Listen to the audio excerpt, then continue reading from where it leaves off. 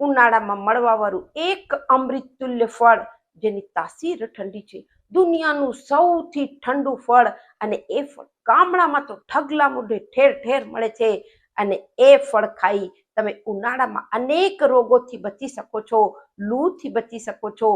અને આ ફળની જાણકારી 99% લોકોને હોય છે, પણ 90% લોકો આ ફળ લેવામાં ચૂકી જાય છે. હું Kalpana Rathod, acupressure acupuncture therapist, diploma in alternative medicine. આ ફળ જેને બિલ્લી ફળ કહે છે, બેલ ફળ કહેવાય છે, વુડ એપલ કહેવાય છે, તમારા ત્યાં શું આ ફળને કહે છે એ મને કોમેન્ટ કરીને બતાડજો.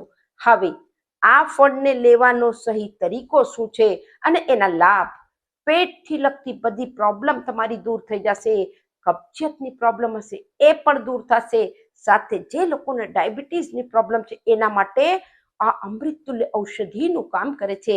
હવે આ ફળને લેવાનો સૌથી તરીકો, જ્યારે આ ફળને તમે ફોડો છો, અંદરથી આવું પાકલ ફળ તમને લેવું છે, એને મસરી અંદરનો એનો પલ્પ કાઢી લેજો. હવે 1 ગ્લાસ તમે ઠંડુ પાણી લઈ લેજો, 1 ગ્લાસ ઠંડા પાણીના અંદર 2 ચમચી આ પલ્પ નાખી તમને એને પછી ગાળી પણ લેવું છે.